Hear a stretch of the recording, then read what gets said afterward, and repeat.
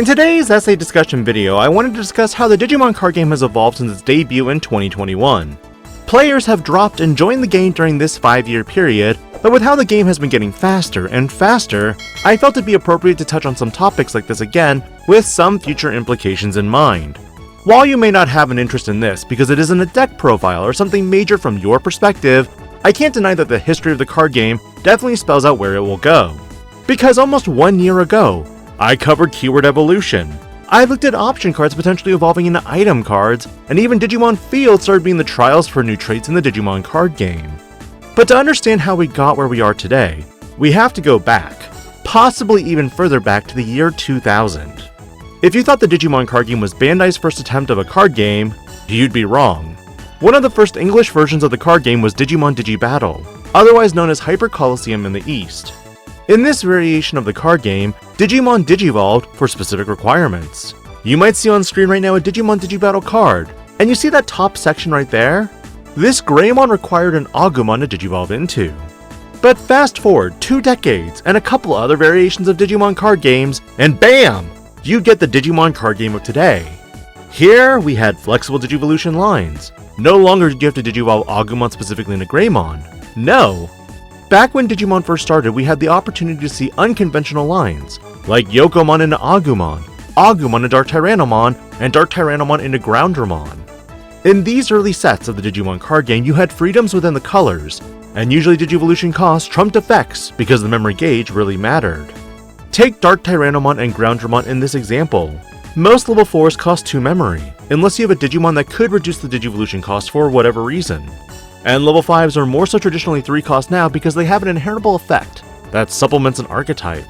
Starter decks typically held a hodgepodge of cards that, while semi-cohesive in the deck strategy, it wouldn't be until advanced starter decks that we would see not only a cohesive strategy that was baked into the deck, but Digimon lines as well. If you go back to Special Booster 1.0 and 1.5, there wouldn't be too many archetypal-based effects for inheritables, meaning you had cards like Greymon giving Security Attack +1, regardless of the Digimon's Digivolution line. The only ones I can really remember being Imperial Dramon who looked for specifically Imperial Dramon named Digimon. And even some of the earlier promos started the conception of archetypal support. Draw cards because your name is Garurumon. Check. DP buffs if you're Greymon in name. Also check. But aside from Bandai keeping things relatively simple with memory and colors, the introduction of dual colors would be the first time Bandai would overhaul in some ways the card game. By introducing Digimon with 2 colors, players now started creating brand new lines and inheritable combinations that weren't previously seen. Honestly, with BT9 and so on, archetypal support really exploded, but I attribute most of the changes based on more inheritables like protection that ultimately called for specific archetypal names. To this day, Bandai has definitely developed numerous archetypes from fan favorites like Greymon and Garurumon to even developing some of the bigger future meta ones like Numemon and Megidramon. What sparked a lot of excellent design from Bandai's perspective is that Digimon now had special Digivolution text boxes that allowed you to circumvent Digimon by color. And beyond this point, we'd have level 3s that would be able to digivolve over generic level 2s or specific level 2s. Frankly, I really liked that Bandai was starting to reward players going through the canon lines of their Digimon rather than going through any Digimon of that color. And while you might be at the point in this video where you're thinking or asking yourself, what's DIGI-PANDA getting at? What's the point of this video? We're getting there. I like to build the narration with backstory, and to cover 5 years of evolution in the card game is very difficult to do when condensing it down to 10 or 15-minute videos. Going back to simple examples like Agumon and Greymon, this Digimon had long time just been a rookie that was a vaccine and reptile trait. And while the X-Antibody variant, or Marcus Damon's Agumon would be dinosaur trait, traits would ultimately become a new way for Bandai to group cards together. For example, EX8 would introduce Agumon with a Liberator trait as well, and with EX9, DM, and V1 trait. In more recent times, BT21 would lump Agumon into a hero archetype, and of course we'd have Adventure trait Agumons as well as the CS trait. And this is ultimately where the major point of discussions are highlighting where Bandai is going next in the Digimon card game. You see, even though sidesets have been coming up with traits from their newer series, like Liberator or even SOC, a bulk of these cards still are pigeonholed to a specific color or 2. But with Fields, Bandai took the next crucial step of bringing their sets as a more unified set than ever before. Nature Spirits, Deep Savers, Wind Guardians, and Nightmare Soldiers are some of these archetypes that Bandai unveiled to players in the last couple of months. And although they aren't meta impactful, they do still have some interesting card combinations that players could tinker with. The thing is, Fields were Bandai's first real attempt at building to the ultimate goal of, at least in my mind, trying to make sets less archetypal and more player-friendly. When Bandai released the Adventure Starter decks, it was definitely a strange concept to have an Agumon digivolve into Kabuterimon before digivolving into Angelmon. Never had I experienced Digimon in a way where the basics of color and archetype-specific lines were ignored. One could argue that BT10 had this with crossheart decks, and you could potentially have Shoutmon digivolve into Darulumon if you wanted to. Though functionally this wasn't quite right since you always wanted to utilize your crossheart pieces for the Digi-Cross.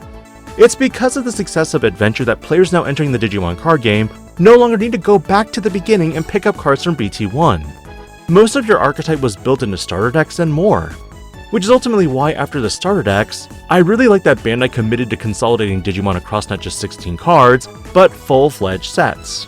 Remember, BT4 was the first set where players had pre-release events where sealed took place.